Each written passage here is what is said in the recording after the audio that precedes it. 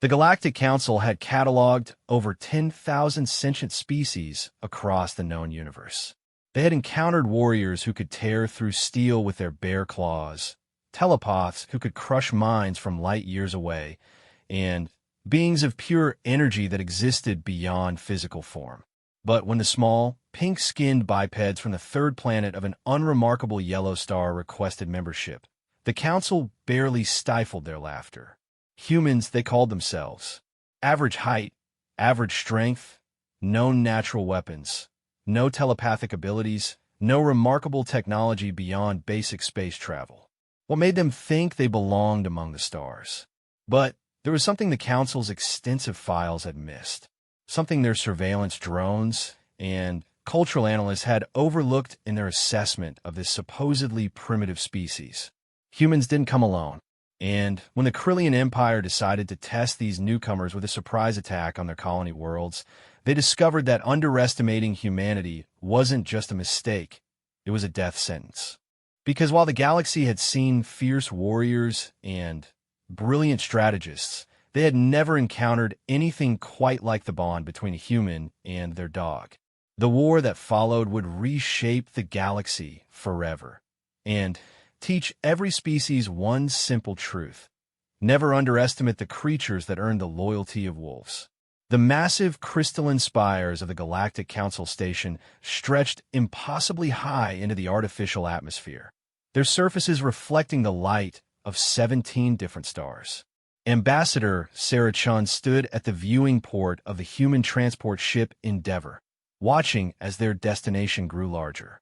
Behind her, she could hear the soft panting of Rex, her German shepherd, who had been her companion for the past 6 years. "First time seeing something like this, isn't it, boy?" she whispered, scratching behind his ears. Rex's tail wagged once before he settled back into his alert position, dark eyes scanning their surroundings with the same vigilance he'd shown throughout their long journey. The Council had been very specific in their communications. Humanity could send one representative for their membership evaluation. Just one. They hadn't said anything about pets, and Sarah had decided not to ask permission. Rex went wherever she went, period. It was a decision that would prove more significant than anyone could have imagined. The docking procedure took 3 hours, with various scans and security protocols that seemed designed more to intimidate than to actually provide security. When the airlock finally opened, Sarah found herself facing a delegation of 6 beings, each more alien than the last. The leader was a Zenthari, nearly 8 feet tall, with blue-tinted skin and forearms that moved with fluid grace. Its voice resonated with harmonics that made human ears tingle. "I'm Council Prime Valaxis. You are the human representative, yes? We were informed there would be only one of you." Sarah stepped forward, her dress uniform crisp and professional. Ambassador Sarah Chun, representing the United Nations of Earth. She gestured to Rex, who sat perfectly at attention beside her. "This is Rex, my security detail." The collection of alien beings exchanged looks that Sarah recognized as amusement, even across species lines. A spider-like creature with too many eyes chittered something in its own language, causing several others to make sounds that might have been laughter. "Security detail?" Valaxis asked, tilting its elongated head. "This creature appears to be some form of domesticated animal. Surely your species has more substantial guardians?"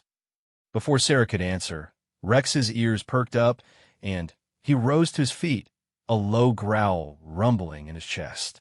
His eyes were fixed on something behind the delegation, and every muscle in his body had gone tense. Sarah had learned to trust Rex's instincts completely during their years together in Earth's diplomatic corps. "Rex, what is it?" she asked quietly. The answer came in the form of metallic whine as hidden plasma weapons powered up. The delegation spun around to see 3 figures in dark combat armor emerging from concealment behind support pillars. Their weapons were already raised and aimed at the group. "Krillian assassins," Valaxis hissed, its diplomatic composure cracking. "How did they get past security?" The lead assassin, its reptilian features visible through its helmet's visor, spoke with a voice like grinding stone. The council grows weak, allowing primitive species to soil these halls. The Krillian Empire will not stand for this mockery. Events unfolded in seconds. The assassins opened fire with plasma bursts that would have killed the entire delegation instantly. But Rex was already moving before the first shot was fired, his combat training from Earth's military kicking in. He launched himself at the nearest assassin just as Sarah rolled left, pulling her sidearm. What happened next would be replayed on security footage throughout the galaxy for years to come. Rex, all 90 pounds of muscle and trained fury, collided with the first assassin and sent the reptilian warrior tumbling backward. His jaws clamped down on the alien's weapon arm with a bite force that crushed through the combat armor like it was made of paper. The assassin's shriek of pain was cut short as Rex released his arm and went for the throat, using techniques that Earth's military had refined over centuries of warfare. The other two assassins turned their weapons toward the dog, but Sarah's precisely aimed shots dropped them both before they could fire. The entire encounter lasted less than 15 seconds. Silence filled the docking bay as the alien delegation stared at the scene. 3 elite Krillian assassins, warriors whose species was feared across 17 star systems, lay dead. One had been killed by what they had just moments before dismissed as a domesticated animal. Rex returned to Sarah's side, blood on his muzzle, but his tail wagging slightly. He sat back into his alert position as if nothing unusual had happened. "Status report," Sarah said calmly, checking her weapon before holstering it. "Is anyone injured?"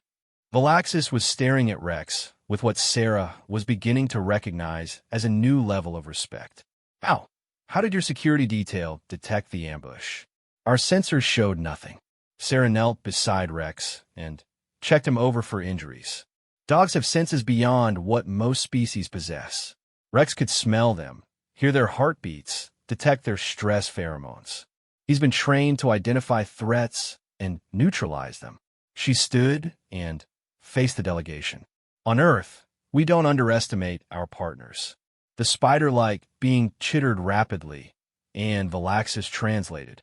"Counselor Axic asks if all humans fight with such efficiency." "When necessary," Sarah replied. "But we prefer diplomacy. Rex and I are here because humanity wants to be part of the galactic community.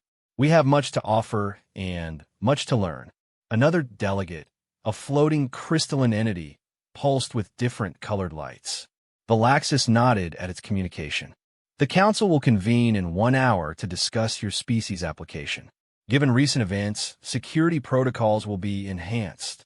As the delegation departed, several of them cast backward glances at Rex, who remained calmly at Sarah's side. The intelligence in his dark eyes was unmistakable, as was the controlled power in his lean frame. Word of the incident spread through the station within minutes. By the time Sarah and Rex reached their assigned quarters, representatives from dozens of species had requested private meetings.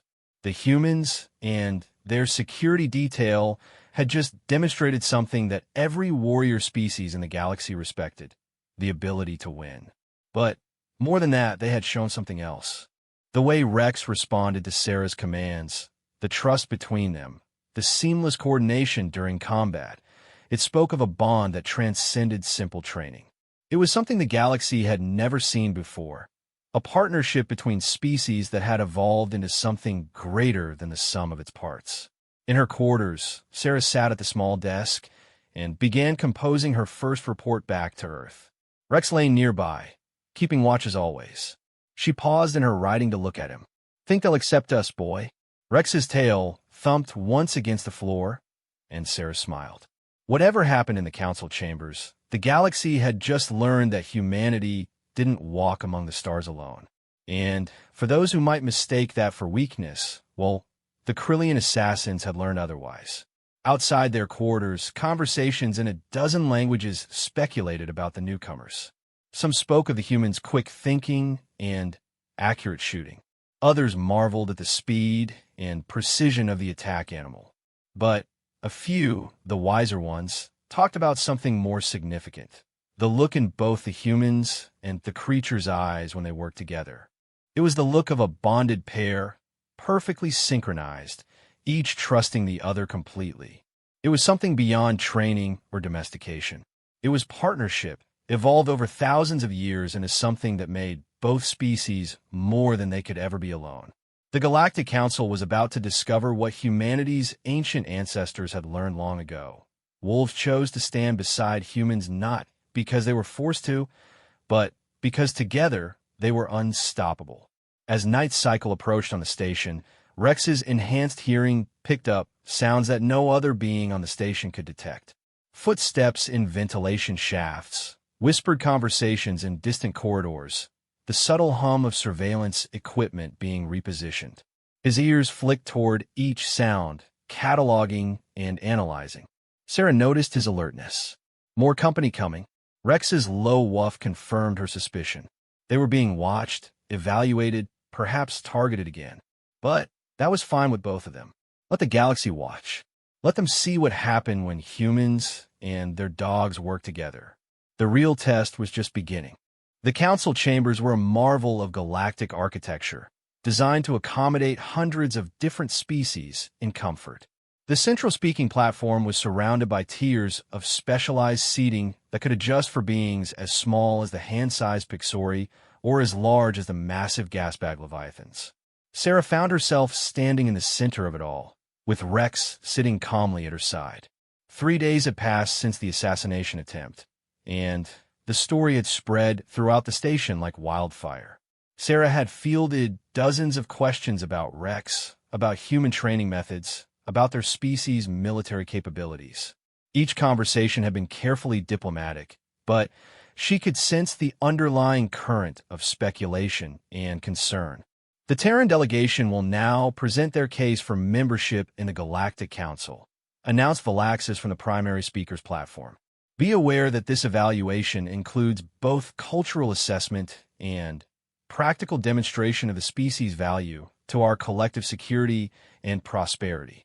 Sarah stepped forward, her presentation materials ready. But before she could begin, a new voice echoed through the chamber. With respect, Council Prime, perhaps we should address the elephant in the room. The speaker was General Thaxker of the Krillian Empire, his scaled features set in what passed for a diplomatic smile among his people.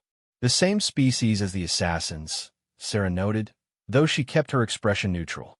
Rex's ears perked up slightly at the sound of the general's voice, and Sarah could feel the subtle tension in her partner's posture. The humans have demonstrated combat effectiveness, Thaxker continued, but any species can train attack animals. The question is whether they truly understand the responsibilities that come with council membership. What do you propose, General? Valaxis asked, though the tone suggested the Council Prime already knew what was coming. A practical assessment. Thaxker's smile widened, showing rows of sharp teeth. The humans claim to value partnership and cooperation. Let us see how they handle a situation that requires more than just violence. Sarah had been expecting this. Intelligence reports from Earth had indicated that the Krillian Empire was opposed to human membership, viewing Earth as too primitive and potentially disruptive to the existing power balance. The assassination attempt might have been officially denied, but the timing of this challenge was suspicious. The Council is listening, Valaxis said formally. Thaxker gestured to a holographic display that materialized above the speaking platform. 3 days ago, the mining colony of Kepler 442b went silent. The planet is rich in gravitonium, essential for faster-than-light travel. The colony houses 7,000 beings from 12 different species. Our military scouts report that the planet has been overrun by the Devourers. A ripple of concern went through the assembled delegates. The Devourers were a non-sentient species that traveled between star systems, consuming any organic matter they encountered. They reproduced rapidly and were nearly indestructible individually, but their real threat came from their numbers and their ability to learn from each encounter. Standard protocol, Thaxker continued, is to evacuate what we can and then sterilize the planet from orbit. However, the gravitonium mining equipment cannot be easily replaced, and The loss of the colony would be a significant blow to galactic commerce. Sarah began to see where this was heading. You're proposing a ground assault to retake the colony. Indeed. And as humanity seeks to join our council, perhaps they would be willing to demonstrate their value by leading this mission. Thaxker's smile became predatory. Of course, we understand if your species feels such a task is beyond their capabilities. The challenge was obvious, and refusing would essentially end humanity's hopes for council membership. But Sarah also recognized the tactical situation being described. A ground assault against devourers was notoriously difficult. Their chitinous armor could deflect most energy weapons. They moved in coordinated swarms, and they learned from each encounter to adapt their tactics. What forces would be available for this mission? Sarah asked. A standard council military response, replied Admiral Kells. 9. A cybernetic being whose species had achieved immortality through technological enhancement. 47 warriors representing 8 species, equipped with standard council armaments and transportation. You would have command authority for the duration of the mission. Sarah looked down at Rex, who met her gaze steadily. In his dark eyes, she could see the same assessment she was making. This was more than a test of human capabilities. It was an attempt to eliminate Earth's bid for council membership by sending their representative on a suicide mission. I accept, Sarah said quietly.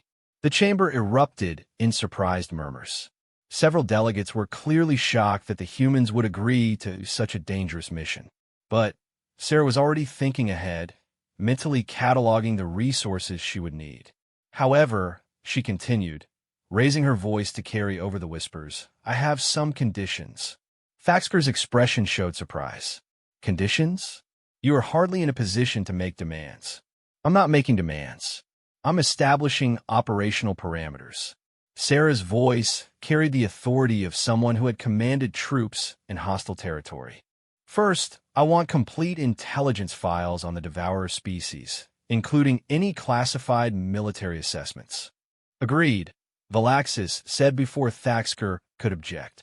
Second, I want the authority to modify the mission parameters as needed based on field conditions. Within reason, Admiral Kells, 9 replied. The safety of the civilian population must be the primary concern. Understood. Third, I want to review the personnel files of all warriors assigned to this mission, and I want the right to reject anyone I deem unsuitable for the operation. This caused more murmuring. It was unusual for an unknown species to demand such authority over established council forces. But Valaxis nodded slowly. Acceptable. Is there anything else? Sarah smiled slightly. Yes.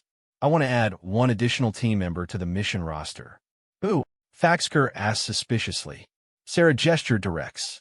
My security detail. The chamber fell silent. Then Thaxker began to laugh, a harsh sound like grinding metal. You want to bring your pet to a military operation against the Devourers? This is either supreme confidence or supreme foolishness. It's neither, Sarah replied calmly. It's tactical advantage. Over the next 6 hours, Sarah reviewed the mission files in detail. The Devourer infestation on Kepler 442b had begun 3 weeks earlier, when a cargo ship carrying specimens for biological research had crashed on the planet's surface.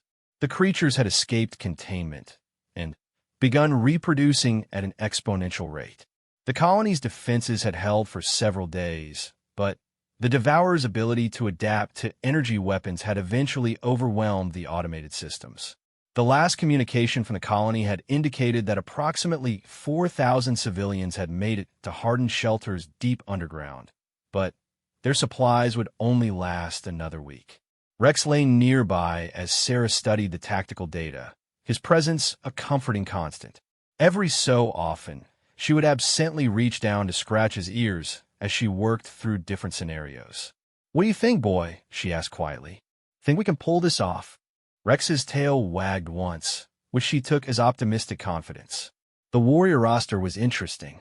Among the 47 beings assigned to the mission were some of the galaxy's most feared fighters. Jork the Bone Crusher, a 9-foot-tall creature whose species had conquered 17 worlds through personal combat. Zephyra, an energy being who could phase through solid matter and discharge lethal electrical fields.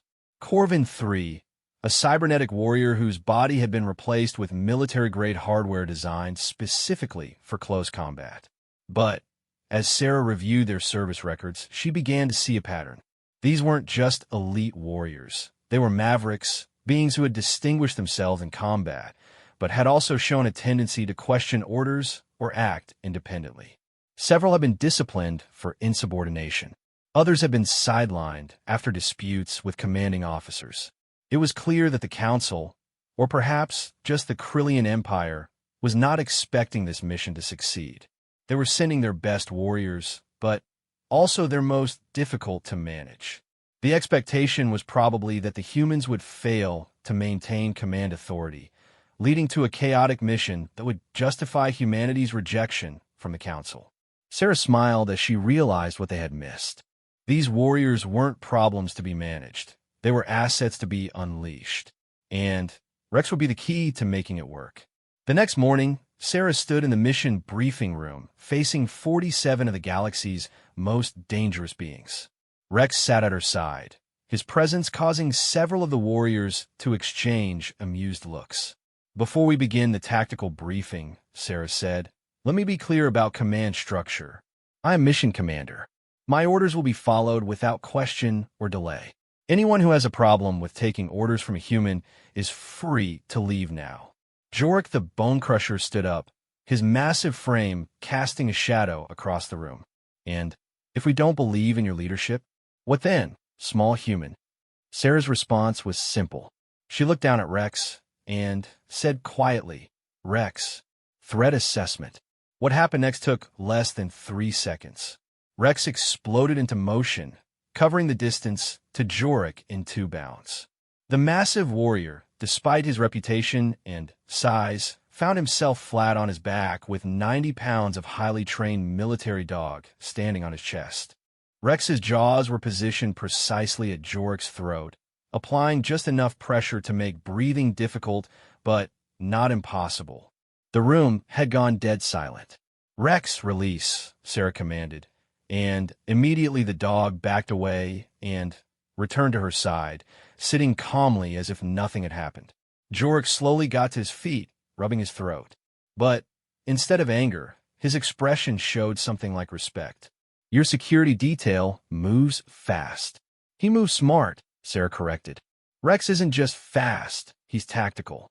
He assessed the room, identified the best approach vector, and neutralized the threat with minimal force. "That's what we're going to do on Kepler 442b. She activated the holographic display showing the colony layout.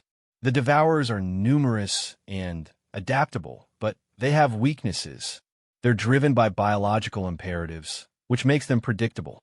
They communicate through pheromone signals, which can be disrupted. And most importantly, they've never encountered anything like what we're bringing to this fight." Zephyr's energy form flickered with what might have been curiosity. "What are you planning?" Sarah's smile was sharp and predatory. "We're going to teach them what happens when they threaten humanity's friends." The mission would launch in 18 hours. But already, Sarah could sense the shift in the room's atmosphere. The warriors were no longer looking at her as an unknown quantity or a potential failure. They were looking at her as a commander who understood both tactics and the weapons at her disposal. Rex, for his part, continued to sit calmly at her side, his dark eyes alert and intelligent. To him, this was just another mission with Sarah. The fact that it would determine humanity's place in the galaxy was less important than the simple fact that his partner needed him. Together, they were about to show the galaxy exactly what the bond between human and dog could accomplish when unleashed in the crucible of combat. The transport ship Galactic Unity dropped out of hyperspace at the edge of the Kepler 442 system with the subtle vibration that always accompanied faster-than-light travel. Sarah stood in the command center, studying the tactical displays while Rex lay nearby, his ears constantly moving as he monitored the sounds of the ship. 47 elite warriors from 8 different species filled the vessel's corridors, each preparing for battle in their own way. Some meditated, Others checked and rechecked their weapons, and a few engaged in ritualistic combat exercises. But all of them kept stealing glances at the human commander and her unusual partner. Approaching orbital insertion point, announced Navigation Officer Plex 7, a crystalline being whose species experience time differently than most. Colony sensors are still offline, but we're detecting massive biosignatures across the planetary surface. Sarah nodded, watching the sensor data cascade across the main display. The numbers were worse than the initial reports had indicated. Where the original infestation had been estimated at perhaps 10,000 devourers, current readings suggested closer to 50,000. The creatures had been busy. Commander Jorik approached the central platform, his massive frame moving with surprising grace. My assault team is ready for immediate deployment. We can establish a landing zone within the colony perimeter and fight our way to the civilian shelters. It was exactly the approach Sarah had expected from a traditional warrior culture. Direct assault, overwhelming force, victory through superior individual combat ability. It was also exactly the wrong strategy for this situation. Negative, Sarah replied calmly. We're not going in loud. Zephyr's energy form flickered with confusion. How else do we engage? The Devourers will swarm any landing party. Sarah activated a different display, showing the colony's layout overlaid with current bio readings. The Devourers hunt by scent and vibration. They're pack hunters, but they operate on instinct rather than intelligence. That gives us an advantage if we use it correctly. She pointed to a section of the colony away from the main civilian shelters. Rex and are going in alone. We'll establish a scent trail and draw the main swarm away from the shelter areas.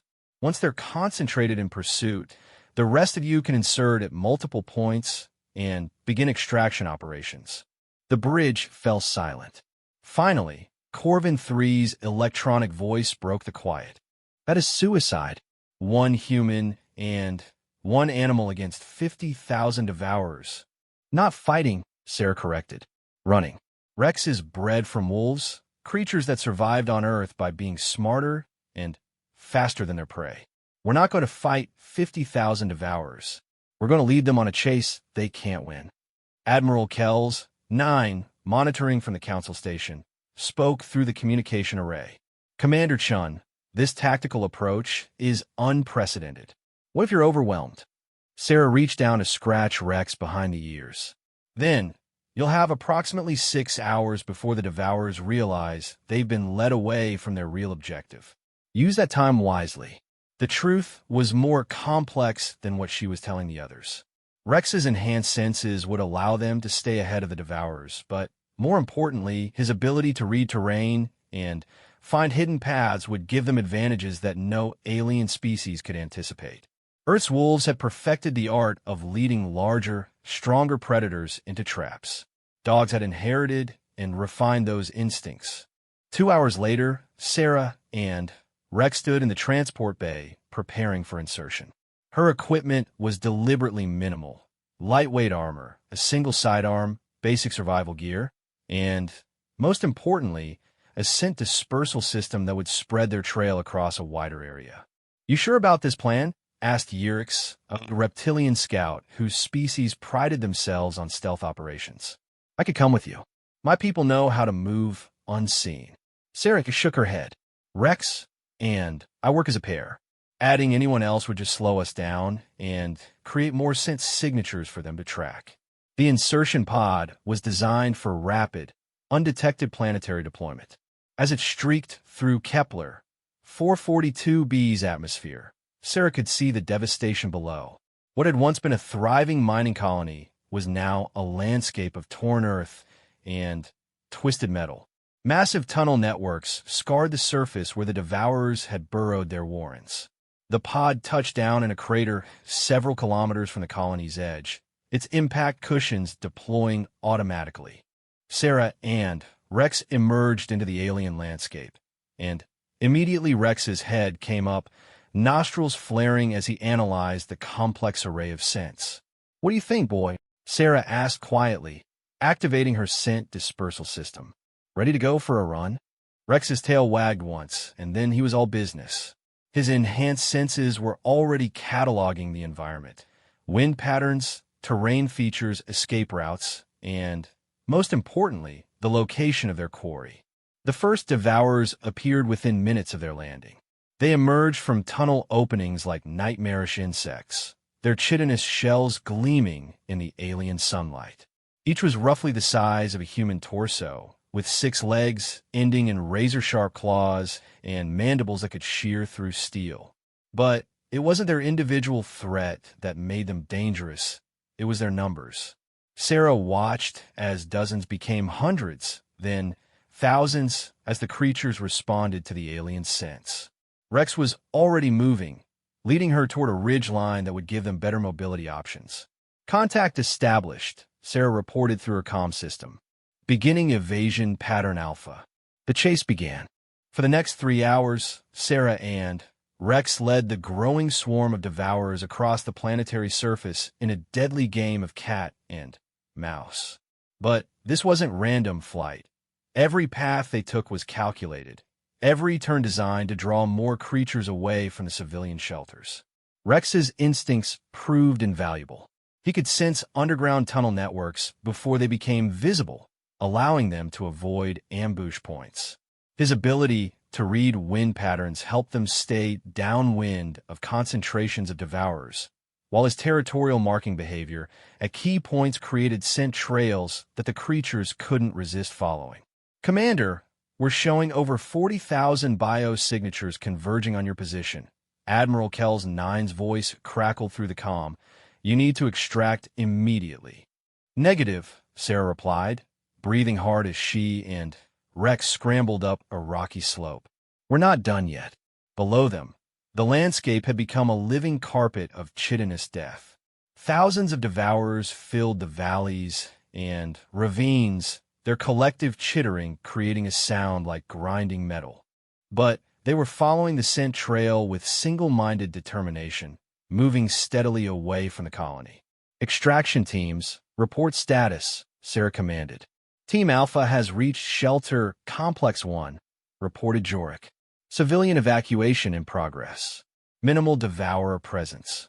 Team Beta approaching Shelter Complex 2, added Zephyra.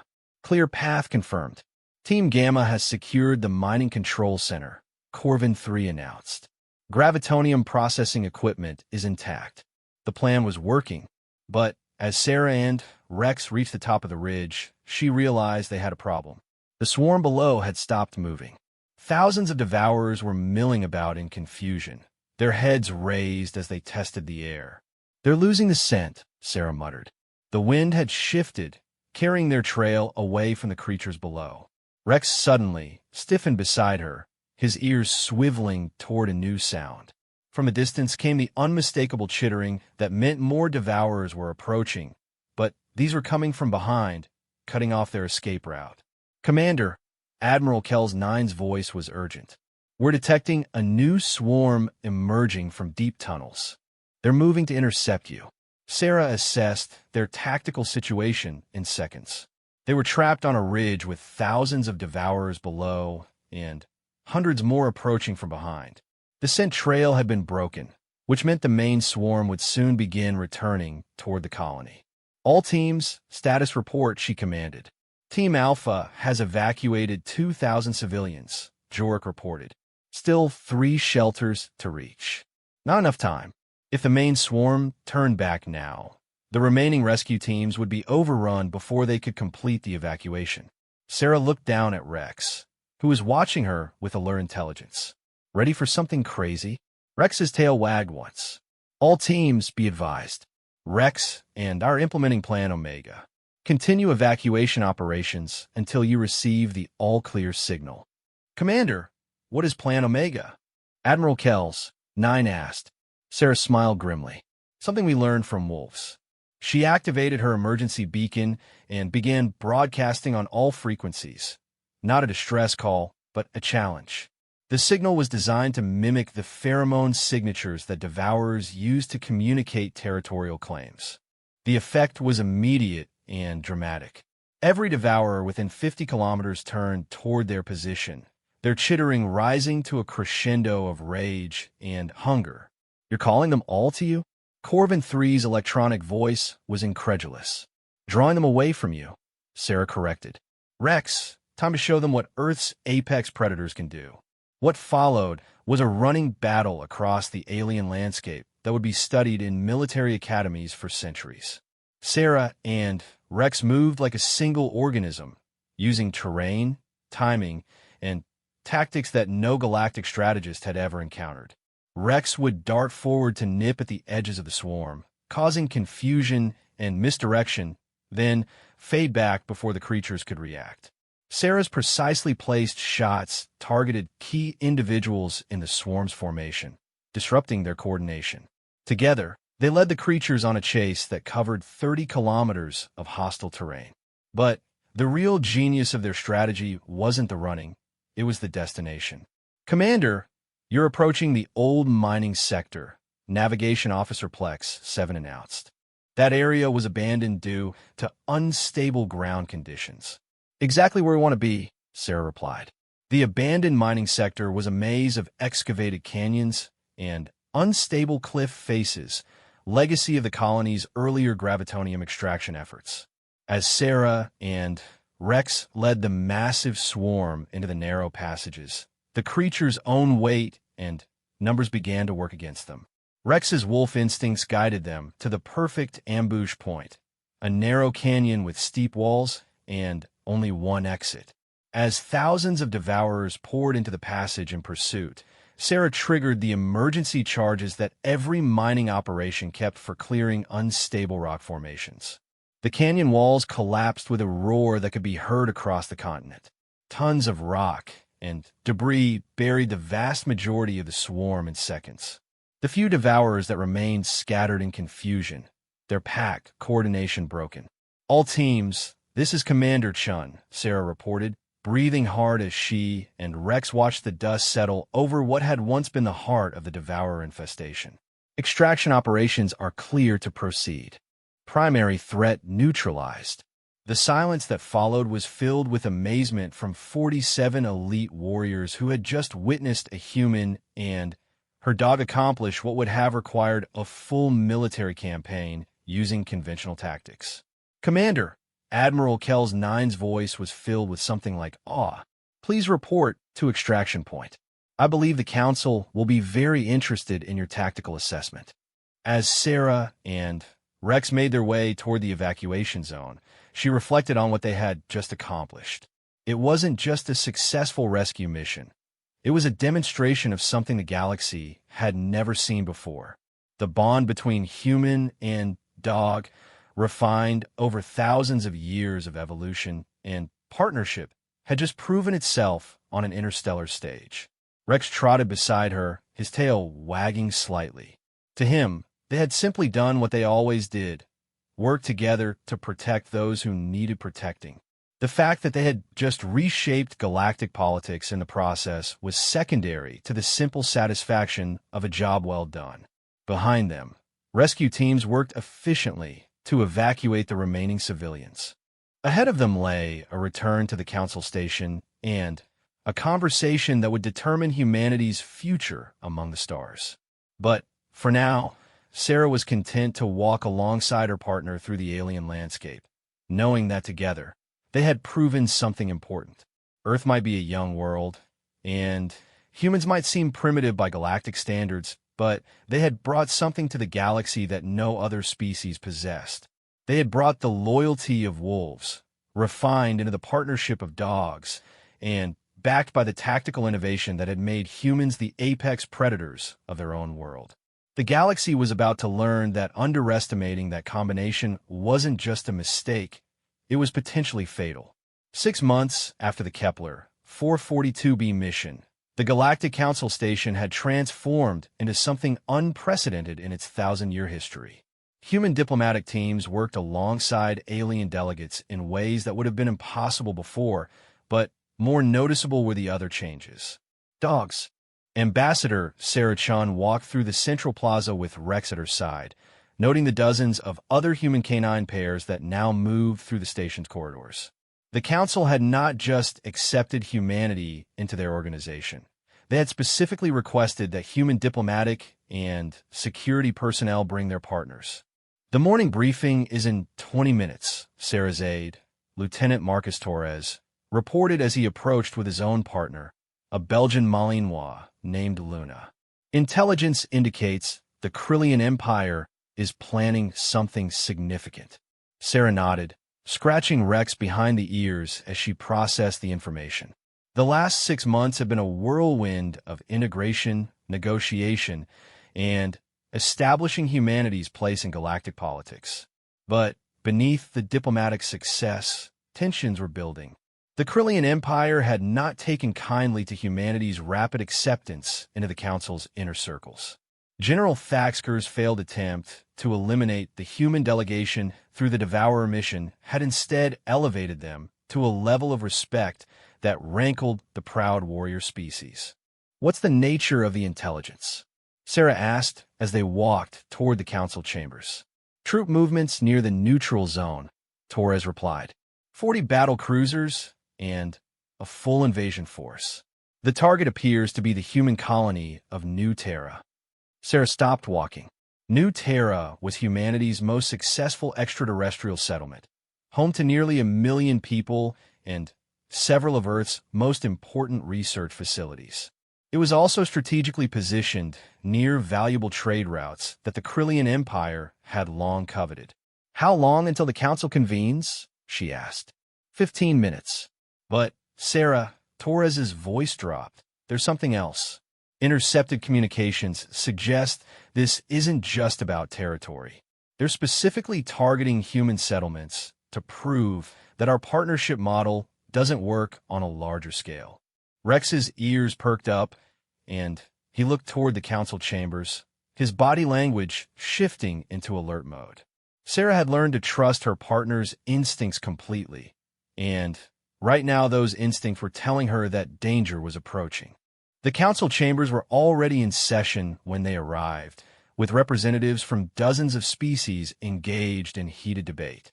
At the center of the discussion was General Thaxker himself, his scaled features arranged in what passed for diplomatic concern among his people. "The human expansion represents a destabilizing influence in this sector," Thaxker was saying as Sarah entered. "Their unconventional methods and unpredictable alliances threaten the careful balance we have maintained for centuries." Council Prime Valaxis gestured towards Sarah's entrance. Perhaps the human representative would care to respond to these concerns. Sarah stepped forward to the speaking platform, Rex moving smoothly beside her. Around the chamber, she could see other human delegates with their canine partners, each pair representing a different aspect of Earth's growing influence in galactic affairs. General Thaxker raises interesting points, Sarah began diplomatically. "He's right that humanity represents change. The question is whether the galaxy chooses to embrace that change or resist it. Change often brings chaos," Thaxker replied, his voice carrying undertones of threat. "The Krillian Empire has a responsibility to protect established order." "Established order," Sarah repeated thoughtfully. "You mean the order where stronger species dominate weaker ones? Where military might determines diplomatic outcomes? Where cooperation is seen as weakness?" The chamber fell silent. Sarah could feel the attention of dozens of species focused on her words, and she knew that what she said next would determine not just humanity's future, but possibly the direction of galactic civilization. 6 months ago, many of you saw Rex as just a trained animal, Sarah continued, her hand resting gently on her partner's head. A curiosity at best, a sign of human primitiveness at worst. But the Devourer mission taught us all something important. The bond between human and dog isn't about dominance or training. It's about partnership, mutual trust, choosing to work together because together we're stronger than either could be alone. She gestured to the other human delegates and their canine companions scattered throughout the chamber. That's what humanity brings to the galaxy. Not just advanced technology or military capability, but a different way of thinking about cooperation itself. Pretty words, Thaxker snarled, but words won't stop Krillian battle cruisers. You're right, Sarah agreed. But partnership will. Before Thaxker could respond, alarms began sounding throughout the station. Emergency lights bathed the chamber in red as Admiral Kell's Nine's voice echoed from the communication systems. Alert! Alert!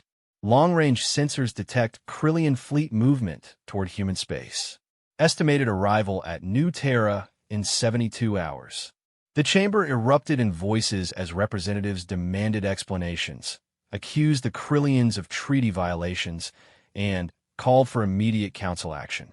But Sarah was watching Rex, whose ears were swiveling towards sounds that no other being in the chamber could hear. Incoming message from the Krillian flagship, Admiral Kells, 9 announced.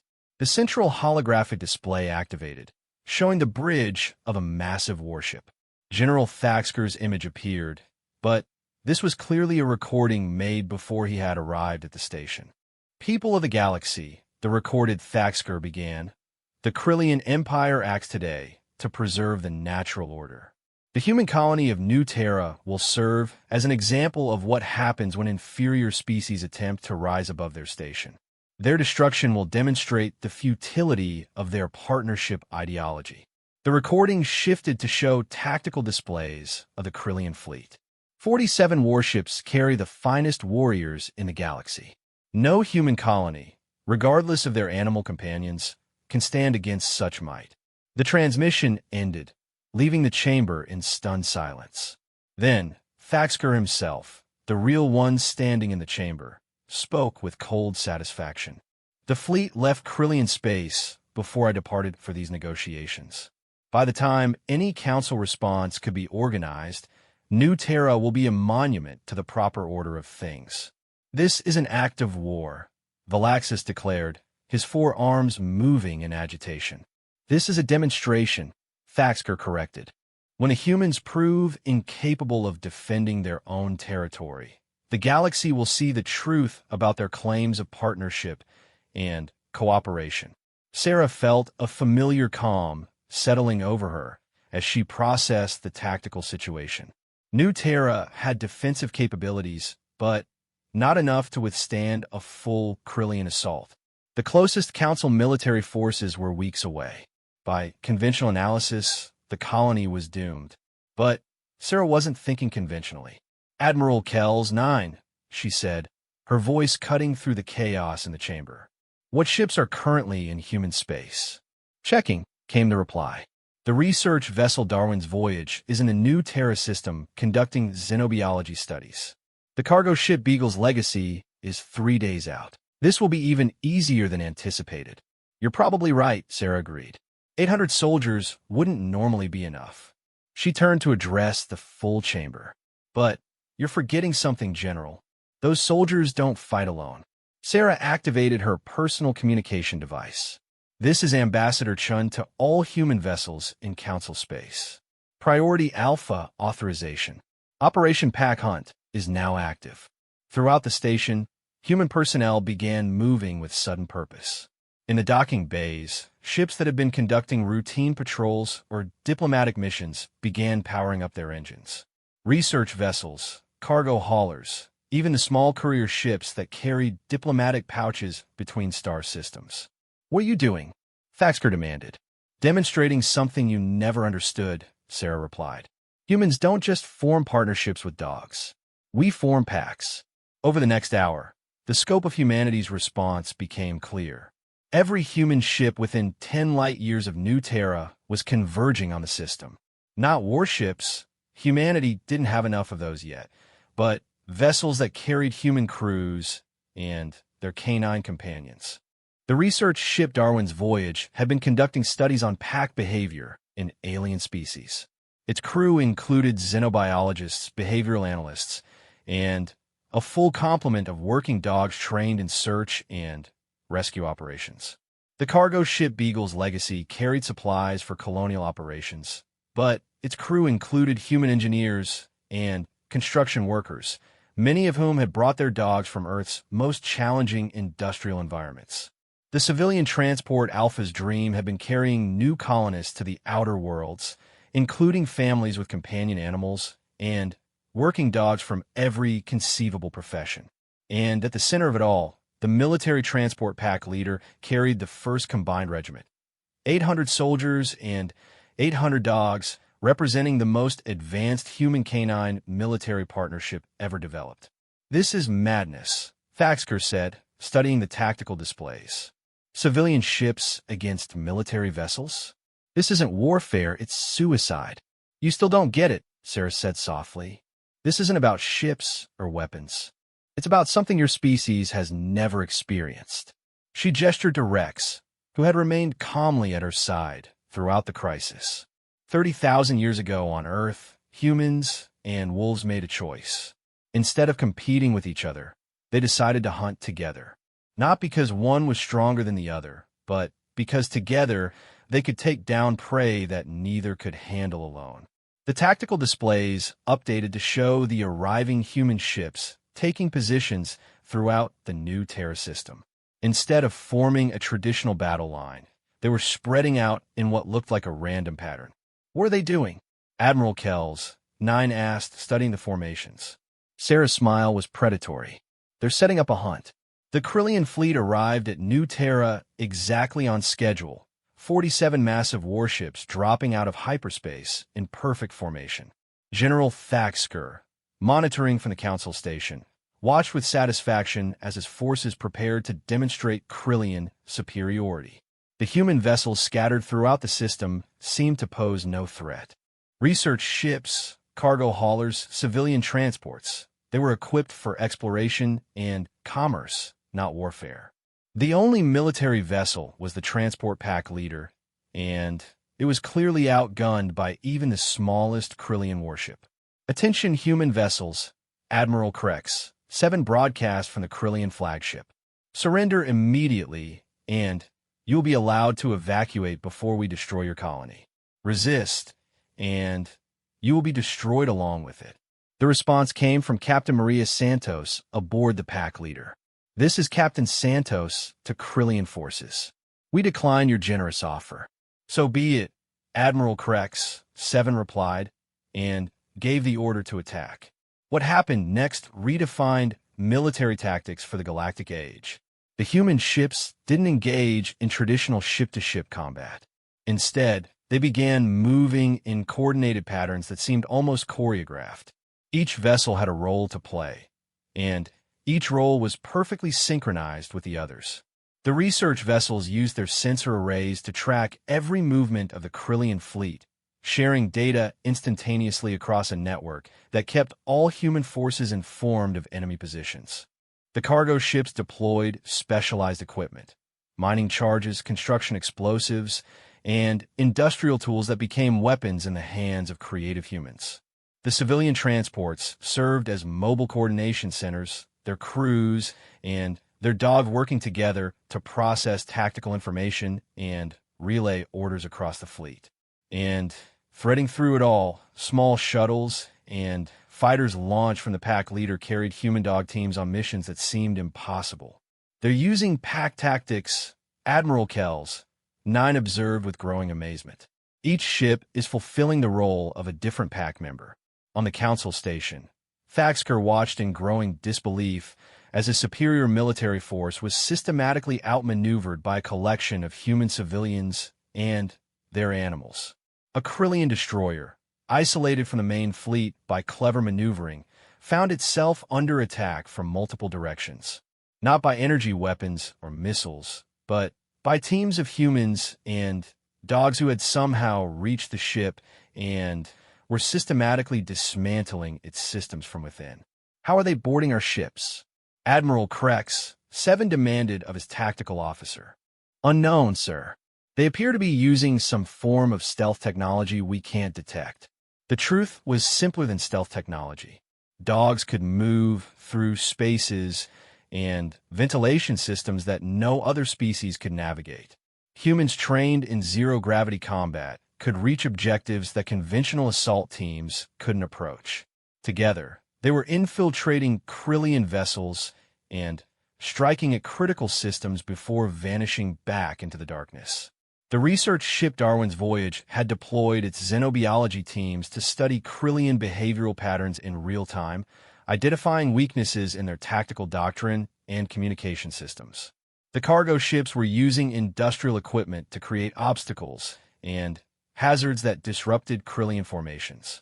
And throughout it all, the dogs were performing roles that no alien strategist had ever imagined. They were serving as scouts in zero gravity, navigating through damaged ship sections where humans couldn't fit, detecting enemies by scent in environments where electronic sensors failed, and coordinating attacks with a level of intuitive understanding that transcended language barriers. "This is impossible," Thaxker said, watching as another Krillian warship was forced to surrender after its entire command crew was somehow incapacitated by boarding teams. 47 military vessels against a handful of civilian ships. This should be a simple extermination operation. But it's not, Sarah pointed out calmly. Because your military vessels are designed to fight other military vessels. They're not designed to fight a pack. On the tactical display, the Krillian fleet was in full retreat, their formation broken and their morale shattered.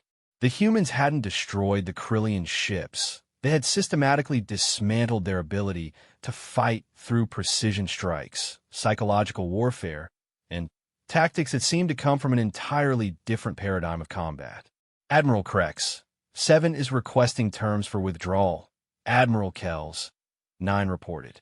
Tell him he's free to leave. Captain Santos responded from the pack leader. But his soldiers stay on New Terra as prisoners of war. They'll be treated well and returned when the Krillian Empire agrees to formal peace negotiations. In the council chamber, the silence was complete.